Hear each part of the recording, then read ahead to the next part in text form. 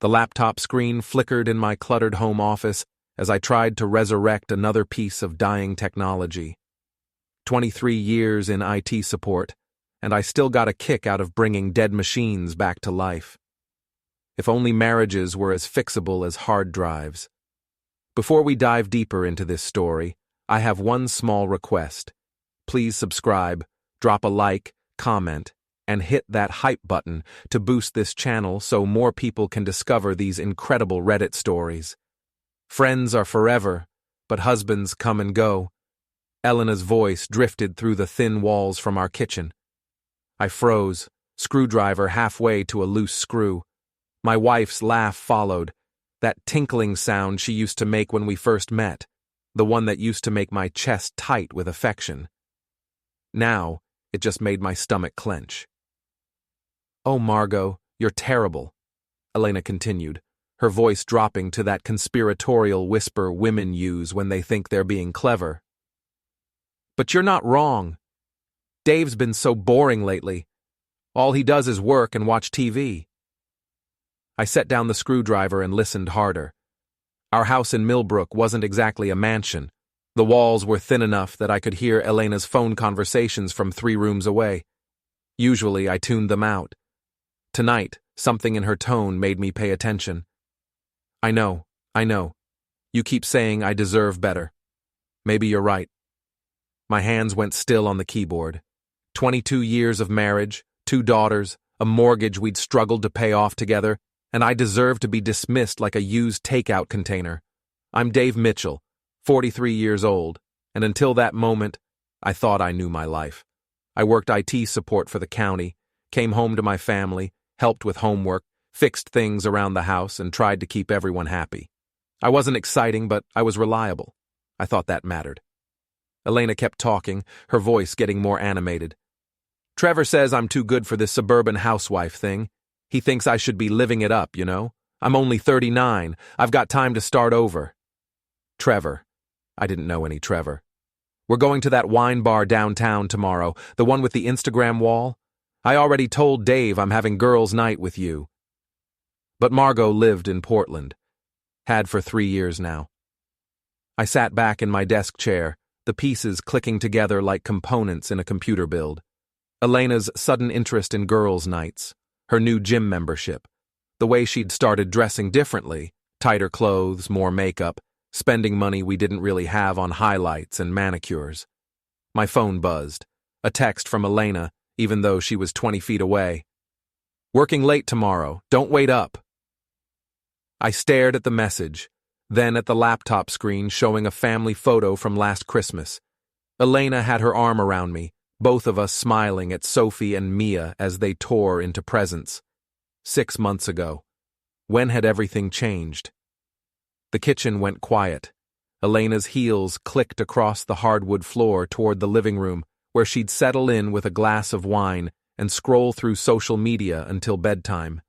She'd post something about blessed family time while planning to lie to my face tomorrow. I turned back to the laptop, but my hands were shaking too much to work.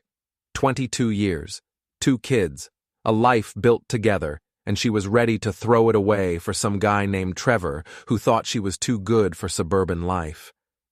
The worst part wasn't even the cheating, though that felt like a knife between my ribs. It was the casual dismissal. Husbands come and go. Like I was disposable. Like everything we'd built together meant nothing. I saved my work and closed the laptop. Through the office window, I could see Mrs. Kellerman across the street watering her flowers under the porch light. She was 70-something, lived alone, and knew everyone's business in the neighborhood. She'd probably seen things. Maybe it was time I started paying attention to what went on in my own life. Elena called from the living room. "Dave, can you bring me some ice water?" "Sure, honey," I called back, my voice steady. Amazing how normal I sounded when my world was cracking apart. I walked to the kitchen, filled a glass with ice and water, and brought it to her. She was curled up on the couch in yoga pants and an oversized sweater, looking like the woman I'd fallen in love with in college.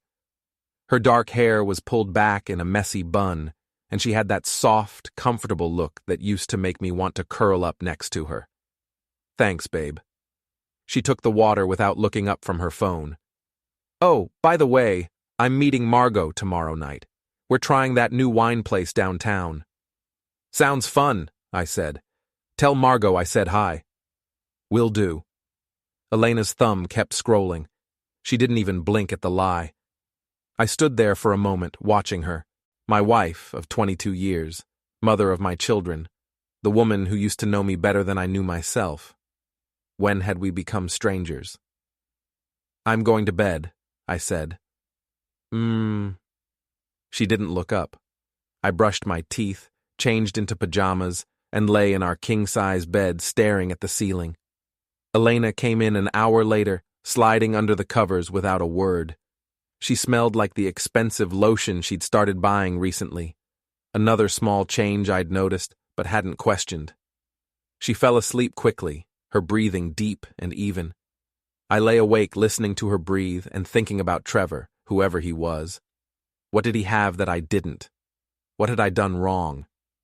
When had I stopped being enough? By morning, I had some answers. Not about what I'd done wrong, I was still working on that, but I knew what I was going to do next. I was going to find out exactly who Trevor was and what my wife was really up to. And then I was going to decide what kind of man I wanted to be. The next morning started like any other. Elena made coffee and toast, I read the news on my tablet, and we moved around each other in the kitchen like dancers who'd rehearsed the same routine for decades. Except now, I noticed things I'd been blind to before.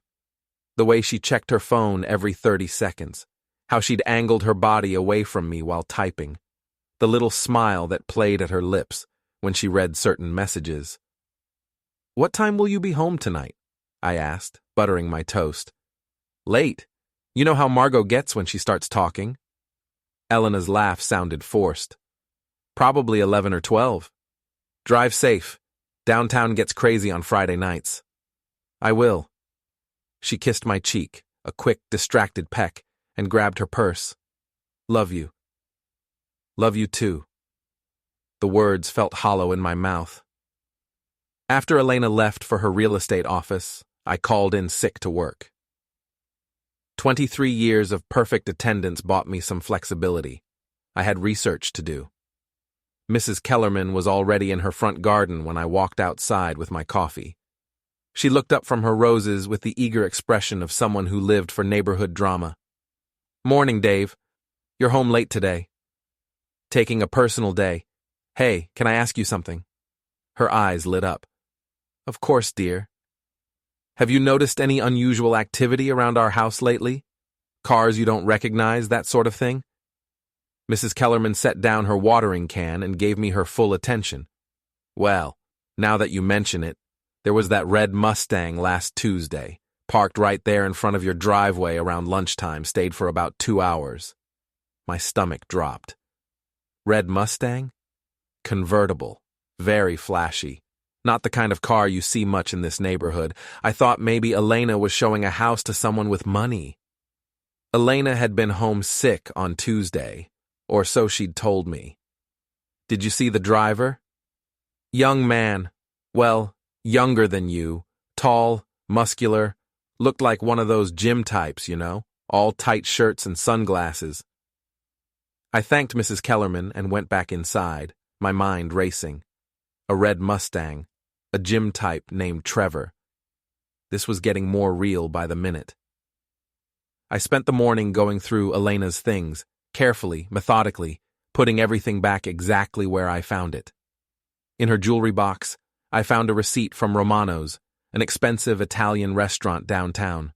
Dated last week, 2 dinners, a bottle of wine that cost more than I spent on groceries in a month. Elena had told me she was at a work conference that night. Her laptop was password protected, but I knew her patterns.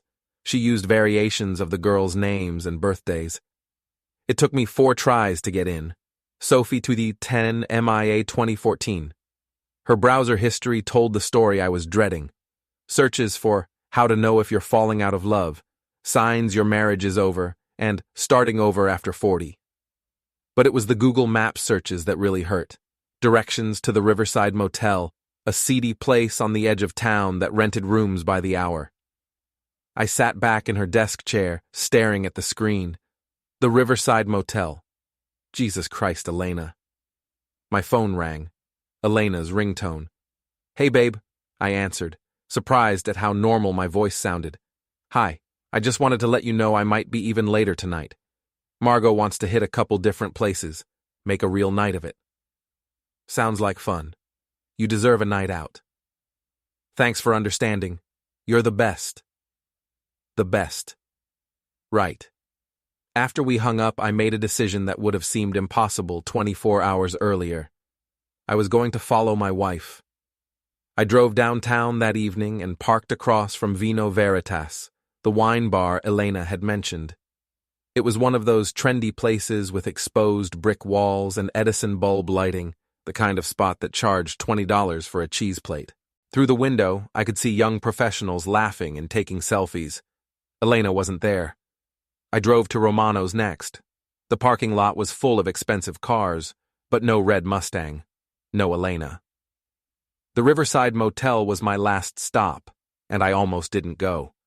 Some part of me still hoped I was wrong, that there was an innocent explanation for everything I'd found. But as I pulled into the cracked asphalt parking lot, I saw them. Elena's silver BMW was parked in front of room 237. Next to it sat a red Mustang convertible with vanity plates that read, Trevor 1. I sat in my truck across the street for an hour, watching that door, feeling something die inside my chest. At 10:30 they came out together. Elena first, looking around nervously, then a tall guy in a tight polo shirt and expensive jeans.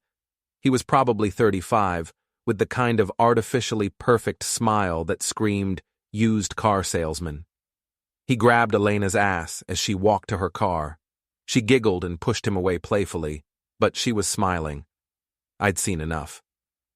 I drove home and was in bed pretending to sleep when Elena slipped in at 11:45. She smelled like cheap motel soap and another man's cologne. "How was girls' night?" I asked in the darkness. "Great. Margot says hi."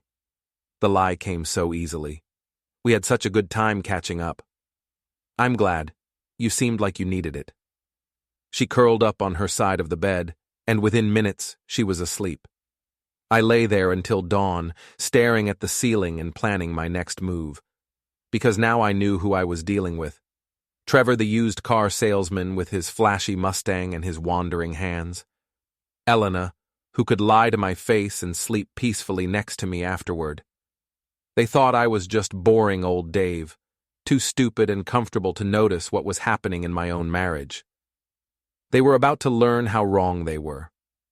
Monday morning, I made the first change. Instead of my usual khakis and polo shirt, I put on dark jeans and a fitted button-down that had been hanging in my closet for 2 years with the tag still on. Elena had bought it for me, said it would look good on me. I'd never worn it because it seemed too young, too trying hard for a middle-aged IT guy. Today, trying hard felt exactly right. Elena noticed immediately. "You look nice. Special meeting today?" Just felt like switching things up. She studied me for a moment, and I caught something in her expression. Surprise, maybe even a flicker of interest. "Well, it looks good on you." "Thanks." At work, I stopped by my supervisor's office. Jim Hendricks had been trying to get me to join the county softball league for 5 years. "Jim, is there still a spot open on the team?" His face lit up. "Dave, hell yes, there's a spot. We practice Tuesday and Thursday evenings, games on Saturdays. You sure you're ready for this? We play to win." "I'm ready." That afternoon, I stopped by Frank's boxing gym on my way home. I'd driven past it 1,000 times but never went in. It was exactly what you'd expect. Heavy bags, speed bags, the smell of sweat and leather, and guys who looked like they could bench press my truck. Frank Torino himself was behind the counter, a stocky Italian guy in his 60s with scarred knuckles and kind eyes. "Help you with something?" "I want to learn to box." He looked me up and down. "You ever been in a fight?" Not since high school. What's your story? Midlife crisis? Trying to impress somebody? I thought about Elena and Trevor, about the way she'd dismissed 22 years of marriage like it was nothing. Something like that. Frank nodded. Fair enough. We got beginner classes Tuesday and Thursday nights, 7 to 8. $50 a month. You'll need wraps, gloves, and a mouthguard. And fair warning, this ain't some fitness boxing bullshit. We teach you to fight. Good. Tuesday night, I told Elena I was going to softball practice. It wasn't technically a lie. Practice was at 6, boxing at 7. She barely looked up from her phone. Have fun, honey. The softball team was a mix of county employees and local guys who'd been playing together for years. They welcomed me easily, and I discovered I wasn't terrible at it. 20 years of weekend yard work had kept me in better shape than I'd realized. After practice, I drove to Frank's gym. The beginner class was me, 2 other middle-aged guys, and a college kid who looked like he could snap me in half. For an hour, Frank taught us basic stance, how to throw a jab, how to keep our guards up. I was terrible at it. My punches were weak, my footwork was clumsy, and I was breathing hard after 10 minutes. But something about the physical exertion, the focus required, felt like exactly what I needed. Not bad for a first-timer, Frank said as I was leaving. You'll be sore tomorrow, but that means you're doing something right. He was right about the soreness. Wednesday morning, I could barely lift my arms. Elena noticed me wincing as I reached for the coffee pot. You okay? You look like you got hit by a truck. Just overdid it at practice. I'm out of shape. Maybe you should take it easy. You're not 20 anymore. There was something condescending in her tone that I'd never noticed before. Or maybe I'd noticed, but chosen to ignore it. I'll be fine. Pain means progress, right? She shrugged and went back to her phone. Thursday brought softball practice again, then boxing. This time I lasted 15 minutes before I thought I might throw up. But I was starting to get the basics. Keep your left up, turn your hips into the punch, stay light on your feet. You're learning, Frank said. Slow, but you're learning. What's driving this, Dave?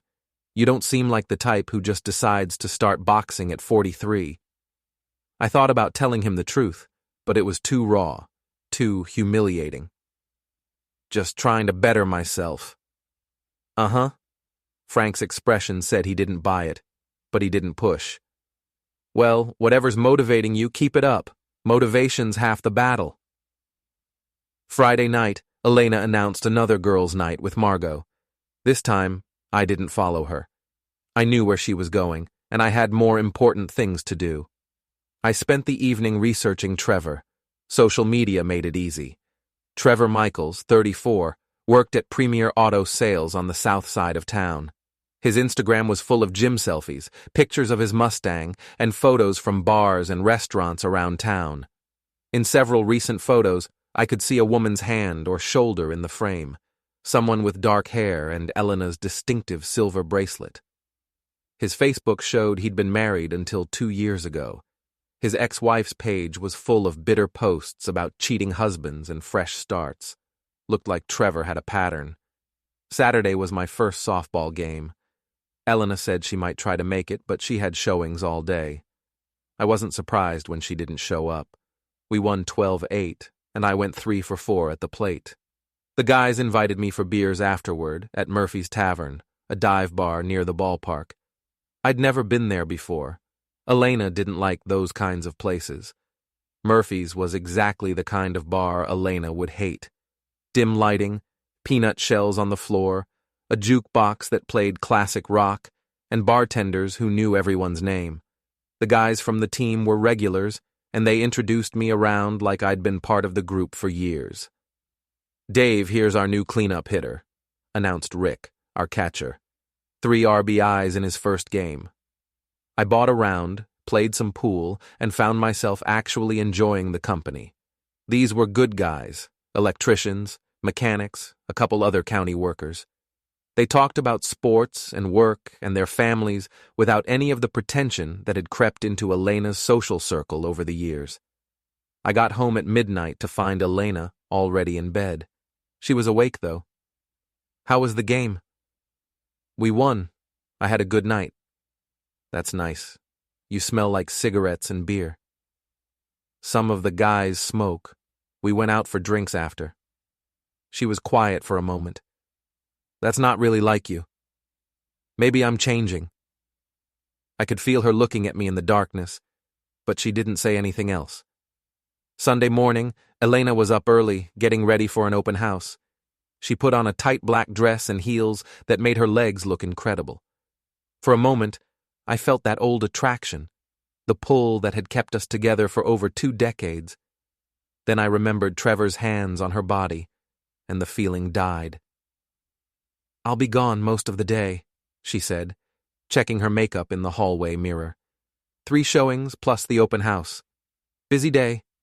Yeah, real estate waits for no one. She grabbed her keys and purse. "What are you up to?" "Thought I might go for a run. Maybe hit the gym." She paused at the door.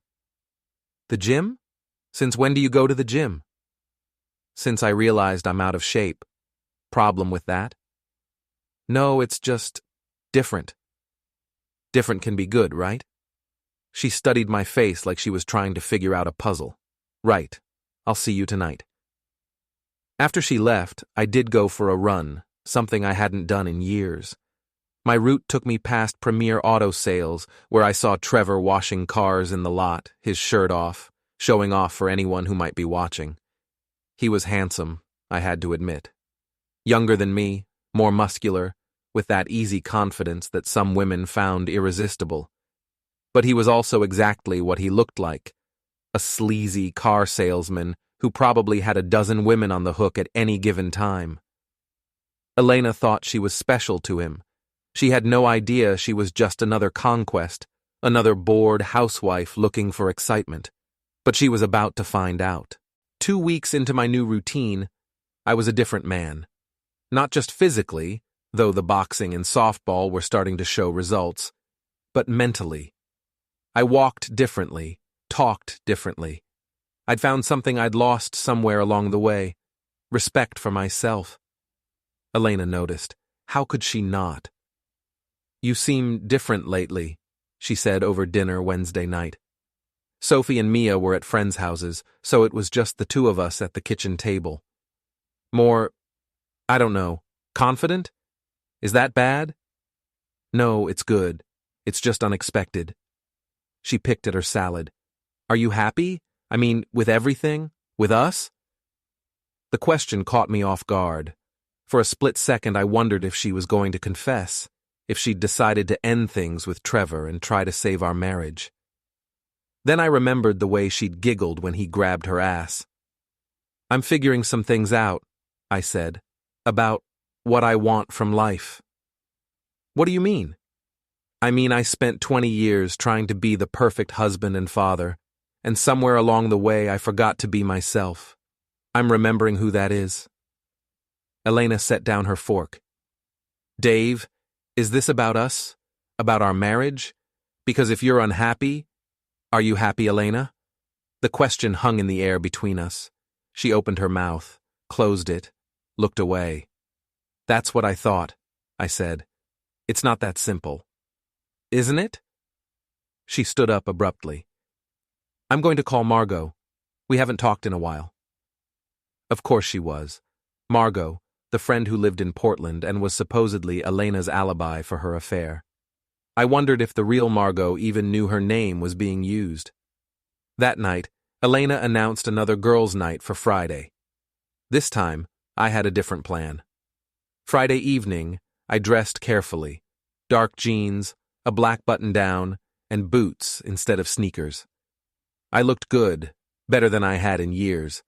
The boxing had started to define my shoulders and arms, and the running had trimmed fat I'd been carrying for a decade. I drove to Premier Auto Sales and parked across the street. Trevor's Mustang was in its usual spot, which meant he was still at work. Perfect. I walked into the showroom like I was shopping for a car. Trevor spotted me immediately. Salesmen have radar for potential customers. "Evening, I'm Trevor. What can I help you with tonight?" Up close, he was exactly what I'd expected. Expensive cologne, perfect teeth, a handshake that lasted too long and squeezed too hard. He was performing masculinity, all surface and no substance. "I'm looking for something reliable," I said. "Family car. My wife's been after me to upgrade." "Smart woman. What's your budget looking like?" We walked around the lot, Trevor pointing out features and benefits, working his sales pitch. He was good at it, I had to admit. Charming, attentive, making me feel like the most important customer he'd ever had. "You married, Trevor?" I asked as we looked at a sedan. "Divorced. Best thing that ever happened to me, honestly. Now I can focus on what really matters." He gestured around the lot. "Building something, you know, making my mark." "What went wrong with the marriage?" Trevor's smile faltered slightly. "She couldn't handle my ambition. Wanted me to be some boring suburban husband. That's not me, you know. I'm meant for bigger things." "Bigger things like sleeping with other men's wives?" The words came out calm, conversational. Trevor blinked, his sales smile freezing on his face. "I'm sorry, what?" "Elena Mitchell, my wife. You know her pretty well, I think." The color drained from Trevor's face. He took a step back, his hand moving toward his pocket, probably reaching for his phone. "I don't know what you're talking about, man. Red Mustang, license plate Tree VR1, Riverside Motel, room 237. Should I keep going?" Trevor's jaw worked silently for a moment. Then his expression shifted, the fake charm dropping away to reveal something uglier underneath. "Look, pal, I don't know what your wife told you, but she didn't tell me anything. She's still lying to my face every time she comes home smelling like cheap motel soap." "That's between you and her." "No, Trevor. It's between all three of us now." I stepped closer, and Trevor backed up against a pickup truck. He was taller than me, probably outweighed me by 20 pounds. But 2 months of boxing had taught me something important. Most people who look tough have never actually been in a fight. "Here's what's going to happen," I said quietly. "You're going to stop seeing my wife. You're going to stop calling her, texting her, thinking about her. You're going to pretend she doesn't exist." "Or what?" "Or I'm going to make your life very unpleasant. And trust me, Trevor, you don't want that." He tried to puff up, to reclaim some dominance. "Are you threatening me?" "I'm educating you. About consequences. About what happens when you fuck with the wrong man's family.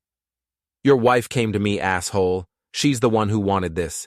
Maybe if you satisfied her at home."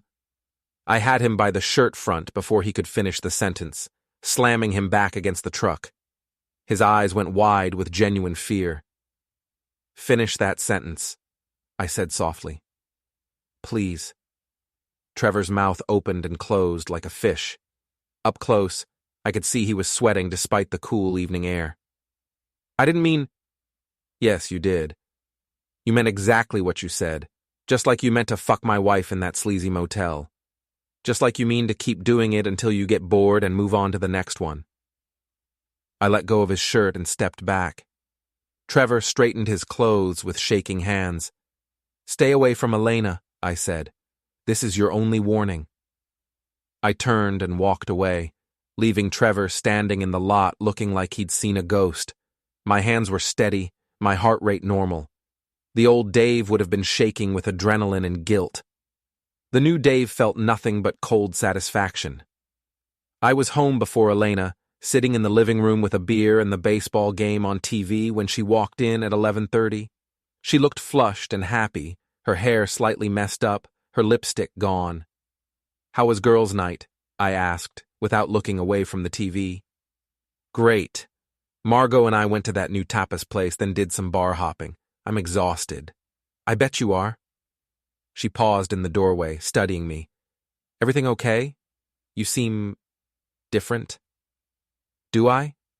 "Yeah. Distant." I finally looked at her. This woman I'd loved for over half my life, who was standing in our living room lying to my face while she still smelled like another man. I'm just tired, Elena. It's been a long day. She nodded and headed upstairs. I'm going to shower and go to bed. Of course she was. Had to wash off the evidence. I finished my beer and turned off the TV.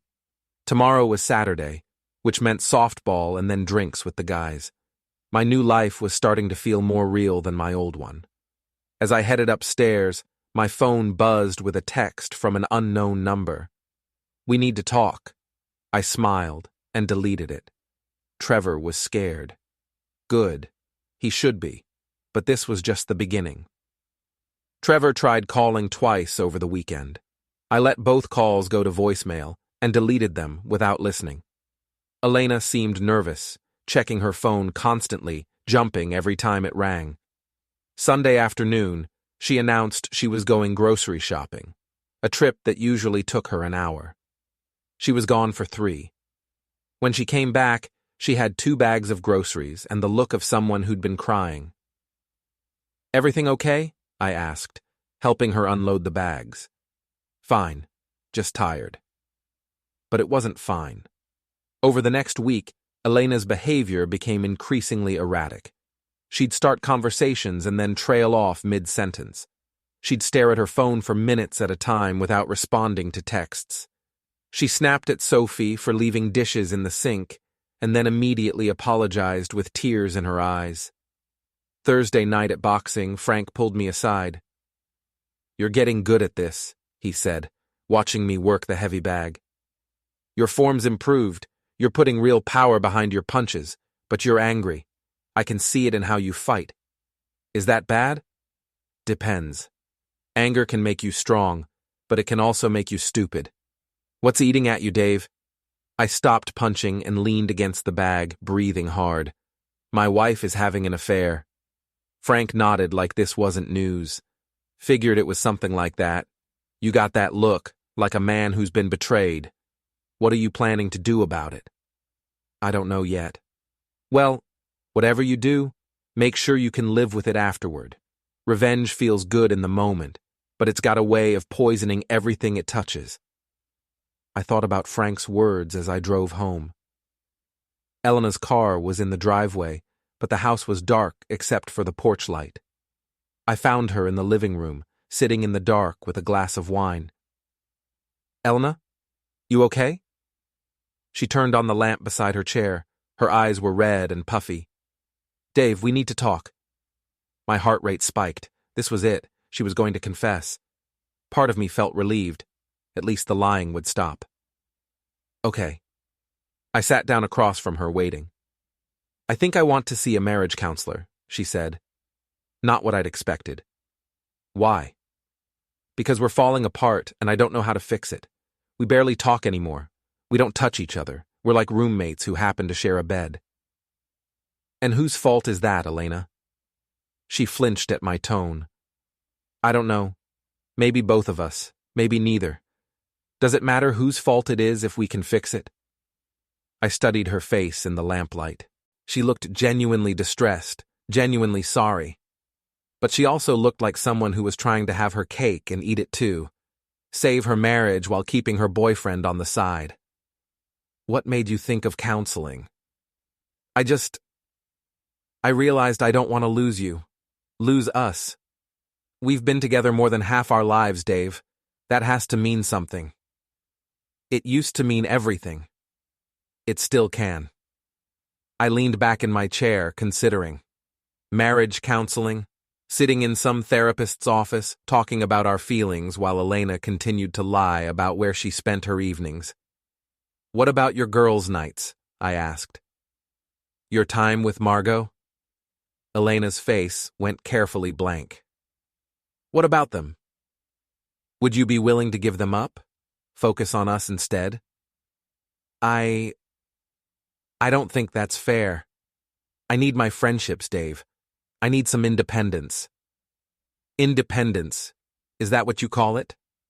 What's that supposed to mean?" I could have ended it right there. Could have told her I knew about Trevor, about the motel, about all of it. Instead, I made a different choice. Nothing. If you want to try counseling, we'll try counseling. Elena's face lit up with relief and hope. Really? Really? But Elena? If we're going to do this, we have to be completely honest with each other. No secrets, no lies. Can you do that? She nodded eagerly.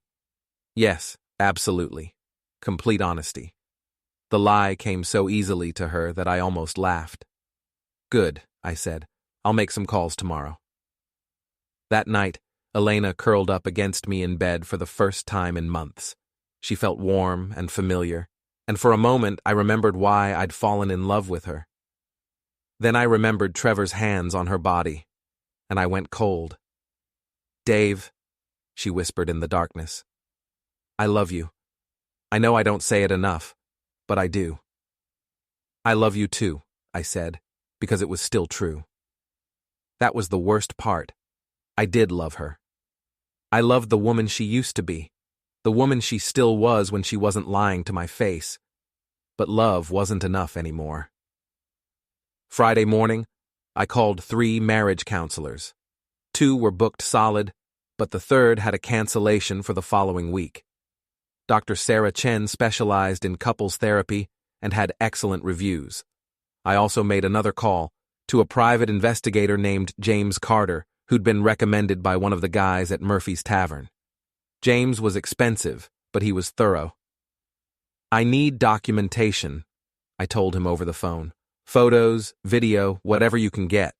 My lawyer's gonna want evidence. You thinking divorce? I'm thinking I want options. That evening, Elena announced she was meeting Margot for dinner, their first girls' night in over a week. She seemed nervous about it, kept checking her appearance in the mirror. Have fun, I said, kissing her cheek. Tell Margot I said hi. I will. After she left, I called the real Margot in Portland. Dave, what a surprise! How are Elena and the girls? They're good. Hey, quick question. When's the last time you talked to Elena? Oh, it's been months. We keep saying we need to get together, but you know how it is. Life gets in the way. Why? Just wondering. She mentions you a lot. We chatted for a few more minutes before I hung up. As I'd suspected, Margot had no idea she was Elena's alibi for an affair. My phone rang an hour later. Trevor's number. What? I answered. We need to talk. His voice was strained, desperate. No, we don't. She won't see me anymore. She says you're going to counseling, that she wants to work things out. Smart woman. You don't understand. I love her. I almost laughed. You love her? You're a used car salesman who fucks married women in cheap motels. You don't know what love is. It's not like that with Elena. She's different. She's married, Trevor. To me. And she's going to stay that way. She doesn't love you anymore. The words hit like a physical blow, but I kept my voice steady. Maybe not. But she's still my wife, and you're still nothing. Stay away from her. I hung up and sat in the quiet house, thinking about what Trevor had said. Elena doesn't love you anymore. Maybe he was right. Maybe she'd already checked out of our marriage emotionally, and I was just too stubborn to accept it. But if that was true, she could have asked for a divorce. She could have been honest about what she wanted instead of sneaking around behind my back. She'd made her choice when she decided to lie to me. Now I was making mine. My phone buzzed with a text from James Carter. Got some interesting photos. Can you meet tomorrow? I texted back, yes. Elena came home at midnight smelling like wine and guilt. She slipped into bed beside me and whispered, Dave, are you awake? I pretended to be asleep.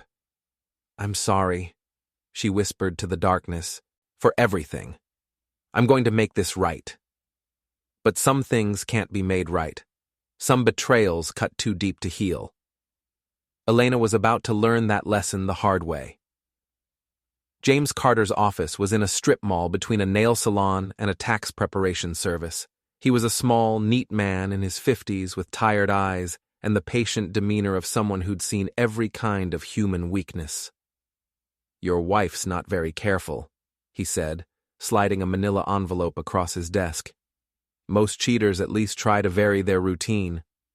The photos were everything I'd expected and worse. Elena and Trevor entering the Riverside Motel. Elena and Trevor at Romano's, holding hands across the table. Elena and Trevor in his Mustang, her hand on his thigh as they sat in the parking lot of a liquor store. The worst one showed them outside the motel room, Trevor pressed against the door while Elena kissed his neck. She looked happy, genuinely, radiantly happy in a way I hadn't seen in years. "There's more," James said, pulling out a second envelope. "Financial records. Your wife's been using the joint credit card for hotels, restaurants, gifts. She bought him a watch last month, $800. I stared at the receipt. $800 for a watch, charged to the account I used to pay our mortgage and utilities. Money that should have gone toward Sophie's college fund or Mia's braces. "How long has this been going on?" I asked. "Based on the credit card records, about 4 months. But I'd guess longer than that. They're too comfortable together for this to be new." 4 months. While I was working overtime to pay for Elena's real estate license renewal, she was buying gifts for her boyfriend with our money. "There's something else," James said. "Your wife's been looking at apartments, high-end places downtown, way above what she could afford on her real estate income alone. She's planning to leave. Looks that way, but here's the interesting part. She's been looking at 2-bedroom places, for her and the girls, I'm guessing." My hands clenched into fists. Elena wasn't just planning to leave me. She was planning to take Sophie and Mia with her. My daughters, who had no idea their mother was destroying our family for a sleazy car salesman. "What do you need from me?" James asked. "Keep watching. Document everything. I want to know every lie she tells, every dollar she spends, every time she touches him." "That's going to get expensive." "I don't care what it costs." That evening, Elena was full of nervous energy, talking about the counseling appointment we had scheduled for Tuesday. "I've been thinking about what we should focus on," she said over dinner. "Communication, obviously. Physical intimacy. Maybe we should plan some date nights, just the two of us." Sophie and Mia were listening, hope creeping into their faces. They'd noticed the tension between their parents, and the idea of counseling probably seemed like a solution to them.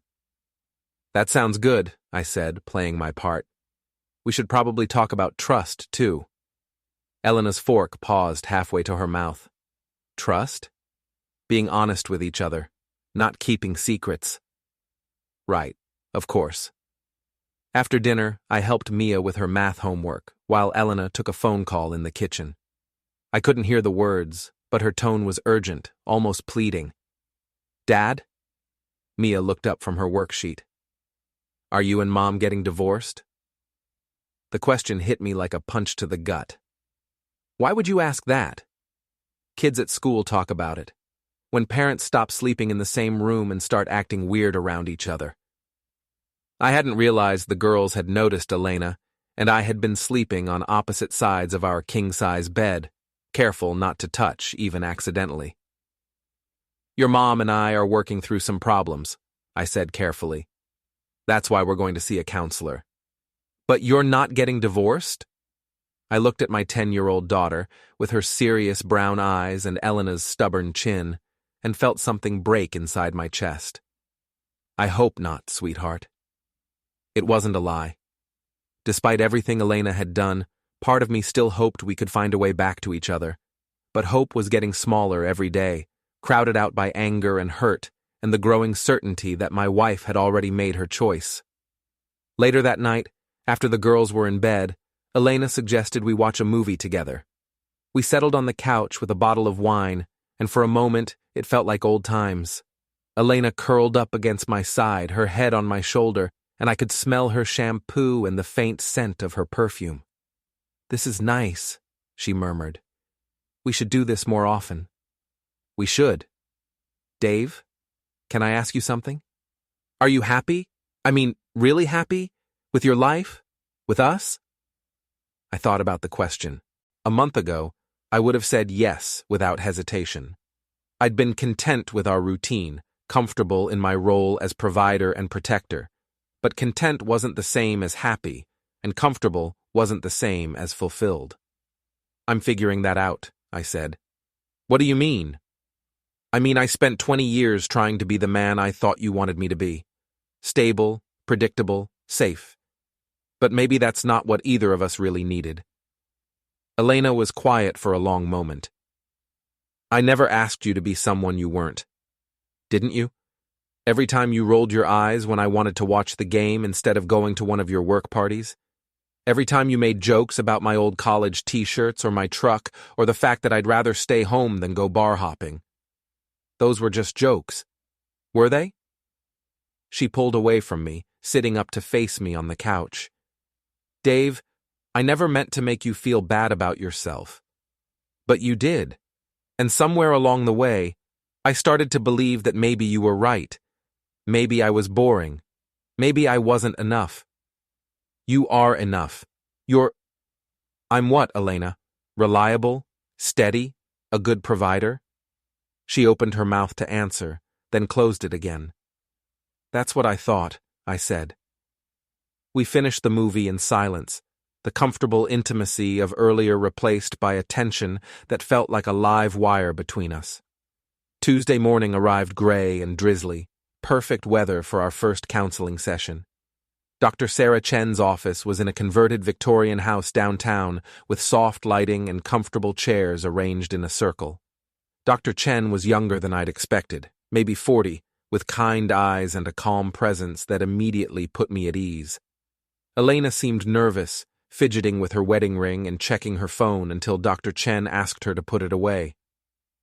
So, Dr. Chen began, what brings you here today? Elena and I looked at each other. She gestured for me to start. We're having communication problems, I said. We don't seem to connect the way we used to. Can you give me an example? I thought about the lies, the secret phone calls, the smell of cheap motel soap. Elena spends a lot of time with friends. I spend a lot of time at work or with my hobbies. We're living parallel lives instead of sharing one life. Dr. Chen nodded and turned to Elena. How do you see it? I think we've grown apart, Elena said carefully. We want different things. Dave's content with routine, but I need more excitement, more adventure. What kind of adventure? Elena glanced at me, then back at Dr. Chen. I don't know. Travel, maybe. New experiences. I feel like I'm stuck in the same patterns, and I'm only 39. I have a lot of life left to live. And you don't feel like you can live that life with Dave? I don't know. The honesty of it stung, but I had to admire her for saying it out loud. Dave, how does that make you feel? Dr. Chen asked. Like I'm not enough, I said. Like 22 years of marriage and 2 children and building a life together doesn't matter if it's not exciting enough. Elena's eyes filled with tears. That's not what I meant. Isn't it? Dr. Chen held up a hand. Let's take a step back. Elena, when you think about adventure and excitement, what specifically are you looking for? Elena was quiet for a long moment. When she spoke, her voice was barely above a whisper. I want to feel desired again. I want to feel like I'm special to someone, not just taken for granted. And you don't feel desired by Dave? I feel comfortable, safe, but not desired. I wanted to point out that it's hard to desire someone who's fucking someone else, but I kept my mouth shut. Dave, do you feel like you take Elena for granted? Dr. Chen asked. Maybe I have, I admitted. But I thought showing love through actions, working hard, providing for the family, being dependable, was enough. I didn't realize she needed something different.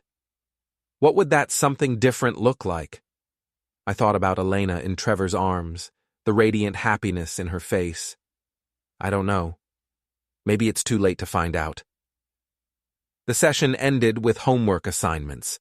Spend 15 minutes a day talking without distractions, plan one activity together each week, express appreciation for each other daily.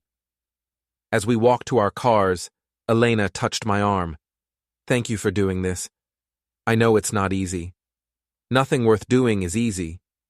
She smiled, the first genuine smile she'd given me in weeks. I love you, Dave. I know I don't always show it, but I do. I love you too. And I did. That was the tragedy of it all. I loved her enough to sit in that counselor's office and pretend we had a chance, even though I knew she was going home to plan her next rendezvous with Trevor. But love wasn't always enough. Sometimes love had to make room for justice, and justice was coming. The next few weeks fell into a strange rhythm. Elena and I went to counseling every Tuesday, where we talked about communication and intimacy and rebuilding trust. The other 6 days of the week, Elena continued her affair with Trevor while I documented every lie with James Carter's help. The cognitive dissonance was staggering. Tuesday afternoons, Elena would hold my hand and talk about wanting to reconnect with me. Tuesday nights, she'd text Trevor to set up their next meeting. I started keeping a journal of her lies. Wednesday, Elena says she's showing houses until 8 p.m. Actually at Romano's with Trevor until 9:30. Friday, Elena claims girls' night with work colleagues, spends 3 hours at Trevor's apartment. Saturday, Elena says she's at open house all afternoon. Open house ended at 2 p.m. She was at the Riverside Motel until 5. The lies came so easily to her that I started to wonder if she even remembered what the truth looked like. Meanwhile, my own transformation continued. I'd lost 15 pounds and gained muscle definition I hadn't had since college. The boxing had given me confidence that showed in how I carried myself, how I spoke to people. Even Elena noticed. "You look good," she said one morning as I got dressed for work. "Really good. The exercise is paying off." "Thanks. Maybe we could work out together sometime. I've been thinking about getting back in shape." The irony wasn't lost on me. Elena wanted to get in shape to look better for her boyfriend, and she was asking her husband to help. "Sure," I said. "Let me know when." That evening, Elena announced another girls' night, this time supposedly with her real estate team. I kissed her goodbye and wished her fun, then drove to Murphy's Tavern to meet the guys from softball. The bar was crowded for a Thursday night, full of working-class guys unwinding after long days. I'd become a regular over the past month, and the bartender, Jimmy, had my beer ready before I asked for it. "Dave!" Rick waved me over to a table where half the softball team was gathered. "Just in time. We're planning the end-of-season party." I joined them, half listening to the conversation about venues and food, while my mind wandered to Elena. By now, she'd be at Trevor's apartment or the motel, doing things with him that she hadn't done with me in months. "You okay, man?" asked Tom, our first baseman. "You look like someone stole your truck." "Just tired." "Woman problems," diagnosed Frank, who'd joined us after closing the gym. "I can always tell." The guys around the table nodded knowingly. Most of them were married, and they'd all been through rough patches. "Want to talk about it?" Rick asked. I looked around the table at these men who'd become my friends over the past few months. Good guys, loyal guys, the kind of men who'd have your back in a fight. They deserved honesty. "My wife is having an affair." The words hung in the air like smoke. Nobody looked surprised. "How long?" Tom asked. 4 months that I can prove. Maybe longer." "You confront her about it?" "Not yet. We're in marriage counseling. She's trying to have it both ways, save the marriage and keep the boyfriend." Frank shook his head. "That never works. You can't rebuild trust while you're still breaking it." "What are you going to do?" Rick asked. "I don't know yet." But that wasn't entirely true. I was starting to have ideas. Dark ideas that would have horrified the old Dave, but felt perfectly reasonable to the new one. "Whatever you do," Tom said, "make sure you protect yourself. Get a good lawyer, document everything, make sure she can't take you to the cleaners." "Already on it." "Good man." Frank raised his beer. "To friends who have your back when the world goes to shit." We drank to that, and for the first time in months, I felt like I wasn't facing this alone. I got home before Elena, which had become the norm. She rolled in at 11:30, her hair messed up and her lipstick gone, claiming she'd had such a good time with her colleagues. "That's great, honey," I said from the couch. "Glad you're bonding with your team." She paused in the doorway, studying my face. "You seem different lately. More, I don't know, distant?" "Do I?" "Yeah, even in counseling, it feels like you're holding back." She wasn't wrong. I was holding back, about 20 pounds of pure rage and the knowledge that everything she said was a lie. "Maybe I'm just processing things," I said. "Dr. Chen says that's normal." Elena nodded, but she didn't look convinced. "Dave, do you still want to save our marriage?" The question caught me off guard. Not because I didn't know the answer, but because she was asking it while she still smelled like another man's cologne. "Do you?" I asked first. I looked at my wife, really looked at her. She was still beautiful, still the woman I'd fallen in love with 23 years ago. But she was also a stranger, someone capable of betraying everything we'd built together and then asking if I wanted to save it. "I want to save the marriage we had," I said finally. "But I don't think that marriage exists anymore." Elena's face crumpled. "It could, if we both work at it." "Both of us, Elena. Really?" "Yes. I know I haven't been the best wife lately, but I want to change. I want us to work." The sincerity in her voice almost broke me, almost made me believe that she really did want to choose our marriage over her affair. But I'd learned not to trust Elena's words. Her actions told a different story. "Then prove it," I said. "How?" "Stop lying to me." The color drained from her face. "I don't." "Stop. Just stop." I stood up from the couch. "I'm going to bed. When you're ready to have an honest conversation, let me know." I left her standing in the living room and went upstairs. Through the bedroom window, I could see Mrs. Kellerman's house across the street, dark except for the porch light. She'd probably seen Elena come home late again, probably had opinions about it that she'd share with anyone who'd listen. Let her talk. Soon enough, everyone would know the truth about Elena Mitchell and her secret life. My phone buzzed with a text from James Carter. "Meeting tomorrow at 2 p.m., have something big to show you." I texted back, "I'll be there." Elena came to bed an hour later, sliding under the covers without a word. She lay on her side, facing away from me, and I could tell from her breathing that she was awake. "Dave," she whispered in the darkness. "I'm sorry. For whatever I've done to hurt you, I'm going to make it right." "Okay," I said, because there was nothing else to say. But sorry wasn't enough anymore, and it was too late to make things right. Elena had made her choices. Now it was time for me to make mine. James Carter's manila envelope was thicker this time, stuffed with photographs and documents that painted a complete picture of Elena's double life. "She's getting sloppy," James said, spreading the contents across his desk. "Look at this." The photos were damning. Elena and Trevor at an expensive restaurant downtown, her hand on his chest as they kissed. Elena coming out of a lingerie store with a shopping bag, using our joint credit card to buy things she'd never worn for me. Elena and Trevor looking at apartments together, her pointing excitedly at floor plans. "This one's from yesterday," James said, pointing to a photo of Elena and Trevor in the parking lot of a real estate office. "She's not just looking at apartments anymore. She put a deposit down on a 2-bedroom place downtown. High-rise, Riverview, $2,400 a month." I studied the photo. Elena looked radiant, the way she used to look when we found our first house together.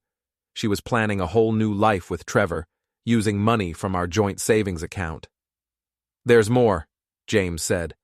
"I've been tracking their communications. She's been texting him during your counseling sessions." He showed me screenshots of text messages that made my stomach turn. Elena: "Just finished therapy. Dave still has no idea. Can't wait to see you tonight." Trevor: "How much longer do we have to keep this up?" Elena: Not long. I'm almost ready to tell him. Just need to make sure the girls will be okay. Trevor. Good. I'm tired of sneaking around. Want to show you off to the world. I set down the phone, my hands shaking with rage. While I'd been pouring my heart out in Dr. Chen's office, Elena had been texting her boyfriend about how clueless I was. When was this? I asked. Tuesday, right after your session. Tuesday. The day Elena had held my hand and talked about rebuilding our trust. There's something else, James said. Your wife's been talking to a divorce lawyer, Patricia Morrison, downtown, specializes in high-asset divorces. High asset?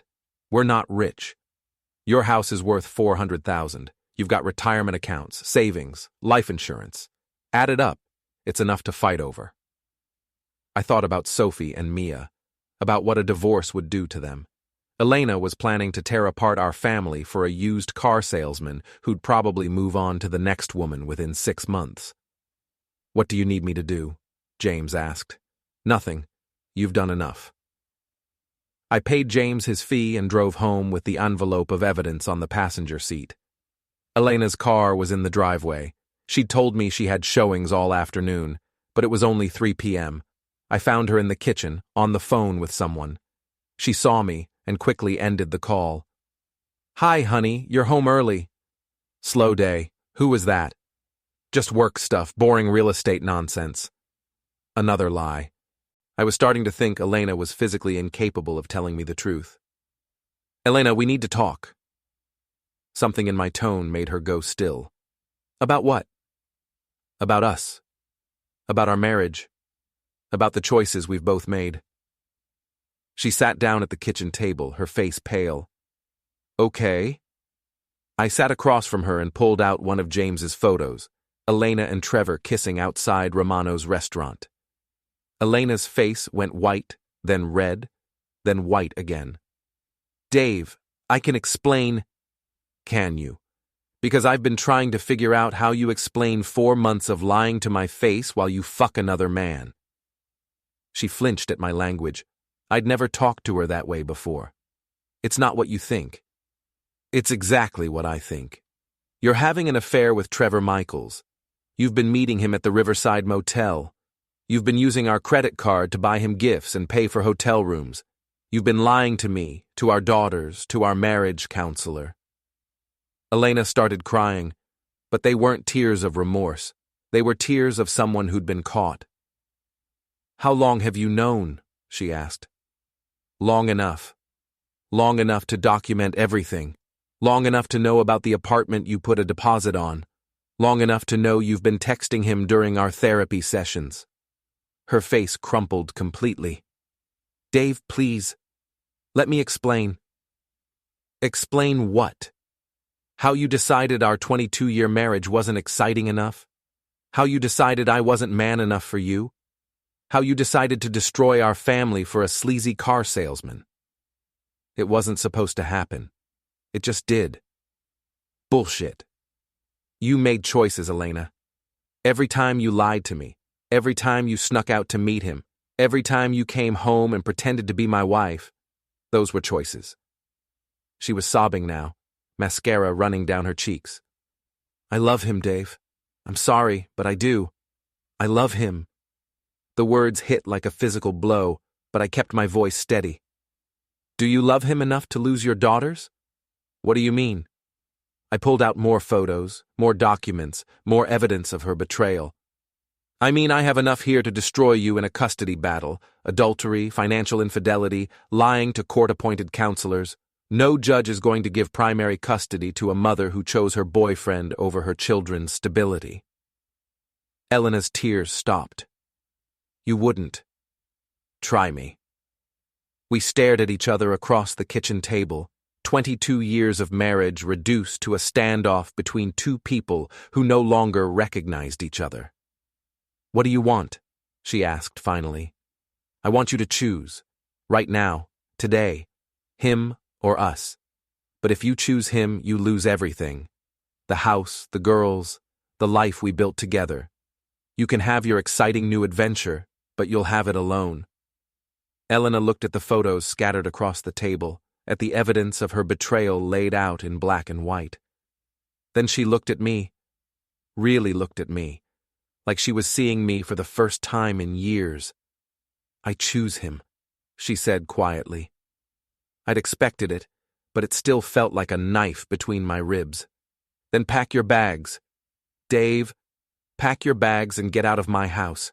You can go live your exciting new life with Trevor. But you're not taking my daughters, and you're not taking half of everything I've worked for." Elena stood up from the table, her legs shaky. "The girls, we'll be fine. They'll be better off without a mother who cares more about her boyfriend than her family. You can't keep me from seeing them. Watch me."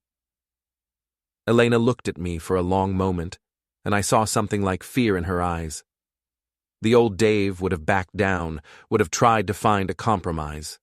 The new Dave was done compromising. "I'll need a few days to find somewhere to stay," she said. "You have 2 hours. After that, I'm changing the locks." She nodded and walked upstairs to pack. I sat at the kitchen table, surrounded by the evidence of my wife's betrayal, and felt something like peace settle over me. It was done. 22 years of marriage, over. But at least the lying had stopped. An hour later, Elena came downstairs with 2 suitcases and a box of personal items. She paused at the front door. "Dave, I really am sorry. I never meant for it to happen this way." "Yes, you did. You just never meant to get caught." She opened her mouth to argue, then closed it. There was nothing left to say. After Elena left, I called Sophie and Mia at their friends' houses and asked them to come home. They deserved to hear this from me, not from neighborhood gossip or social media. They took it better than I'd expected. Sophie, at 14, had probably sensed something was wrong. Mia cried, but she was more concerned about whether she'd still get to see her friends than about the divorce itself. "Is Mom coming back?" Mia asked. Mia, "Not to live here, but you'll still see her. We'll work out visitation." "Good," Sophie said quietly. "She's been acting weird lately anyway." That night, I sat in the living room with a beer and the baseball game on TV, enjoying the quiet of my house. My house now, legally and morally. Elena had forfeited any claim to it when she chose Trevor over her family. My phone rang. Elena's number. "What?" I answered. "Dave, please, can we talk? I made a mistake. I want to come home." "No. Please. I'll end things with Trevor. I'll do whatever you want." "It's too late, Elena. You made your choice." I was confused. I wasn't thinking clearly. "Please, just give me another chance."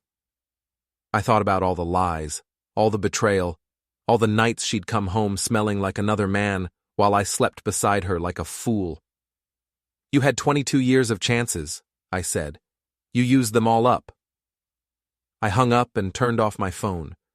Tomorrow, I'd call a lawyer and start divorce proceedings. I'd make sure Elena got exactly what she deserved. Nothing. Outside, Mrs. Kellerman was watering her flowers under the porch light, probably wondering where Elena's car was. Soon enough, the whole neighborhood would know. Elena Mitchell, the successful real estate agent with the perfect family, had thrown it all away for a cheap affair. Let them talk. The truth was finally out, and I was finally free.